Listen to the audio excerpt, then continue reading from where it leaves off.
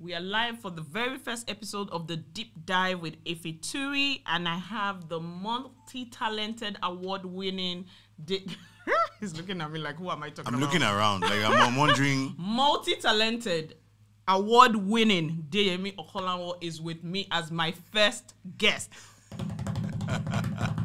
I know I missed music classes in secondary school, but I know I did something good with that. Welcome, welcome. It's great to have you here. It's a pleasure. I mean, like, if you're the only person that can bring me out on a Saturday when I'm supposed to be working. Yes. Yes. So let me just also add that Deyemi spent a couple of hours. He kept me waiting for a couple of hours, but hey. I explained. Like, last minute changes in my schedule. And but the boys are doing great, right? Yeah, the boys are doing great. They're doing great. And they're taking after their daddy. I was calculating my monthly expenses early this morning. Yes, so I'm looking forward to them growing up and start paying it back. Let's do this together. You know what I'm saying? Okay. Oh, that's good. That's fantastic. So it's been a while. It has. A very long while. I think the first time, it was almost 5 years ago, I had you on Inspiration FM. You were doing your Giddy series, and then you had just transitioned to film. So we're talking about your characters then. And now, like, how many years ago? Just time passed. It's been a lot. 50 movies under your belt. You have your family. Of course, you were married then, but now you have your boys, and you have several things going for you. Congratulations, you're heading to Toronto. I read about that recently. Yes, how excited are you about that? Second time. Oh, okay. Second time. So Royal Hibiscus Hotel was the first went one. into Toronto. Yeah. I couldn't be there because of my work schedule. Okay. And now Eleshiomba, the King's Horseman, is going. Yeah. And I'm trying to make space in my schedule to be there. You wouldn't be, because I was going to ask you, so what will you get up to? Who are you looking to meet? How many films do you know you can catch during that period? You're not going to do all that. Oh, Lord have mercy. Let's see. And that's next month. Let's see. We're literally, my whole team is running around trying to just squeeze out time, and fend off calls. But I'm excited. I mean, look, it's been an amazing 9 years because this started in 2013. Correct. So next year will be my 10th year as an actor, full-time. Okay. Professional actor. And it's been a journey. You know, I tweeted the other day, I said, best in hard working, no means say you get money. Tell us about it. Because a lot of people are tweeting at me, they're like, the hardest working actor in the hardest so working. there was a time you were trending for that exact thing. And I think there were a lot of people that felt you were not even getting the accolades that you deserved. And then I was following that trend closely. Yeah. So I think it was around AMVCA's awards and then a series of things. And I was like, spot on, because people are noticing and people do see the work and the efforts you put into your work. So I think I was at an interview the other day and I said, look, I've been... One of the things that I focus on has always been excellence. Yeah. Right? From the beginning. Like when I was doing the most random gigs. Yeah. Like my focus was to be excellent.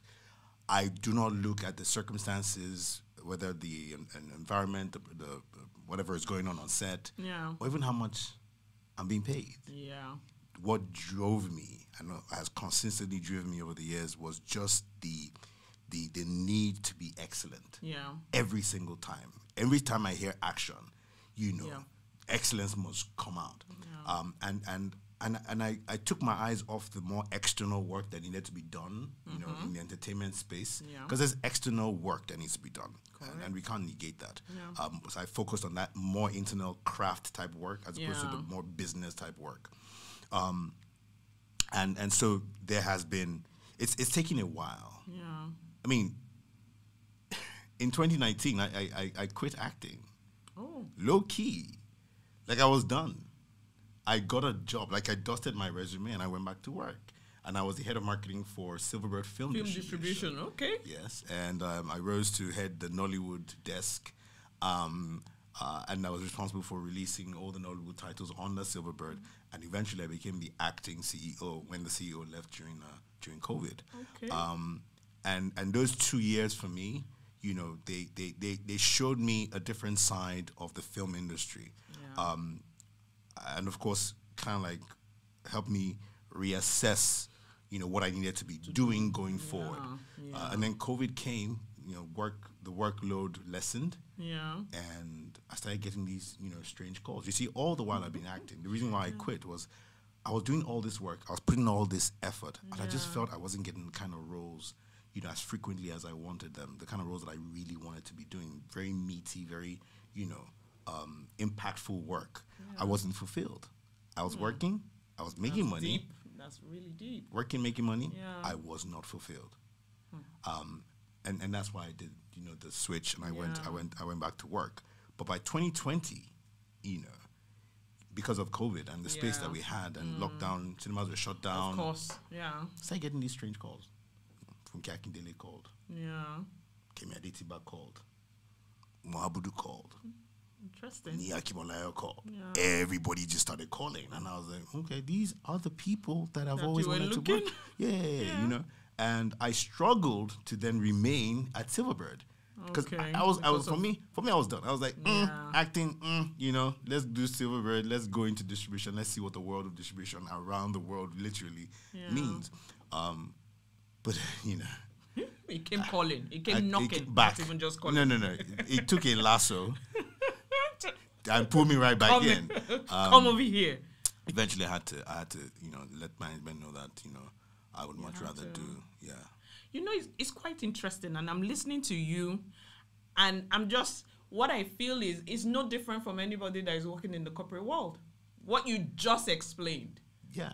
Is no different at all. So I've been in my own industry, advertising, branding, and communication, and then sometimes I just want to take off and take the time and reassess. And that's what you just did. Yeah. And I think everything is also ties also to being deliberate.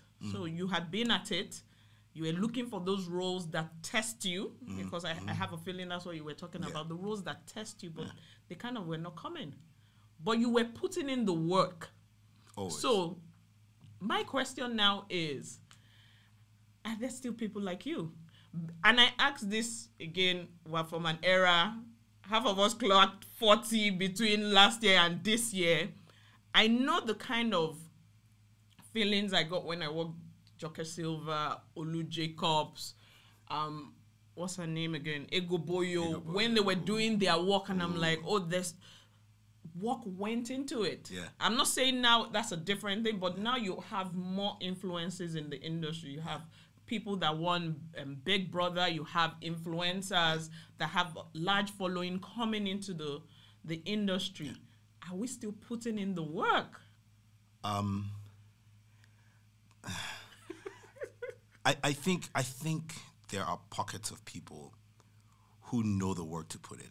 Okay. If you ask me to choose between rising fast and going far, I'll choose going far first. Okay. And that's what happened to me, really. Yeah. I mean, I was there when some people popped in 2 years. Yeah, they're like, I'm like, okay, you know, they're getting endorsements here, they're getting the big projects there. And I'm like, wow, you know. But I've learned never to compete with anybody else but myself. Yeah. So if I go from 10 units the year before to 20 units the year after, I don't care if you did 100 units. I did 100%, you know, growth. Okay. And then if I decide, okay, I did 100% this year, how about I flip to 200%? Okay. You know, I've been consistent, and I'm really serious about this. Because since 2014, I have records of everybody that I ever worked with and how much I got paid. Okay. Recently, I was with Mohabudu. Yeah. You know, we were talking about a project.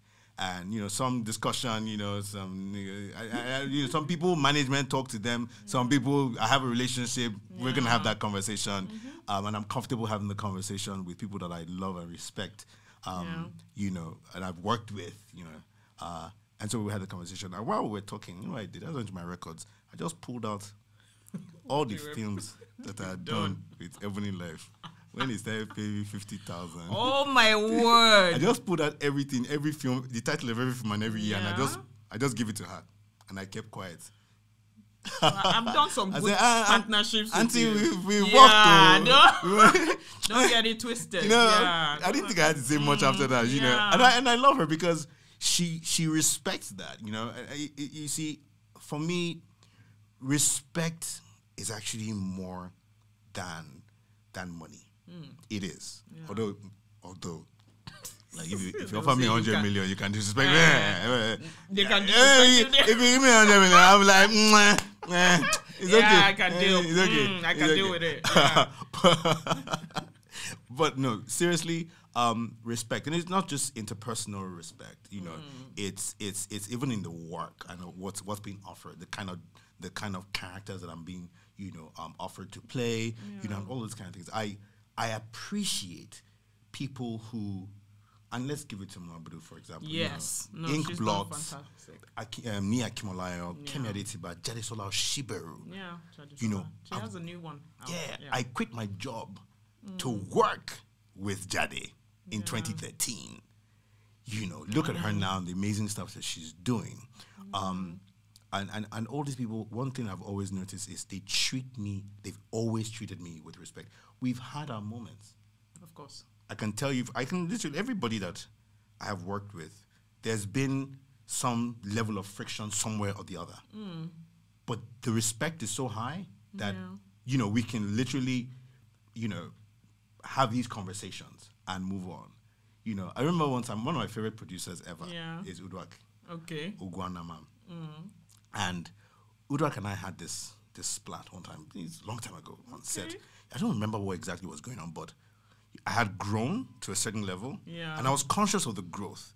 But the people on set, because they had worked with me on, in the past, they know you. And they know me. They weren't too, and I was trying not to react. But of course, feedback got to Udwak that, Deyemi was some type of way, and she called me, we spoke, I think, face to face. It's like, no, she called me. Yeah. And then, we were talking, and then she goes, this is, I'm hearing this. I'm like, really? I'm like, you know what? First of all, I apologize because if you feel this way, right, then for that feeling, I apologize. Yeah. You know what? Because who says that, they could be right. I may have been an asshole, and I accept that. Yeah. But beyond that, let's focus on the value that I'm bringing. Yeah. And I'll correct whatever needs to be corrected. Yeah. And this was years ago. And was this in like a conversation? You were like, no, don't talk to me like that. It was a conversation. Never, it was a conversation. Oh, good. And then she gave me feedback. I gave her feedback, and till today we're still best friends. Interesting. Yeah, but if you're an actor out there, try not to have too many producer friends. Because they would know. Don't guy make now. Guy, you can't don't do really. it now. Just do it. It's a business relationship. Yeah, it's a relationship, but it's a business relationship. Yeah, just remember that. Well. Nuggets of wisdom coming from Deyemi this afternoon. I'm enjoying. No. I've decided now that I'll be speaking my truth. Since we're in the generation of people speaking their truth, let's all be speaking our truth. Ourselves. Yeah.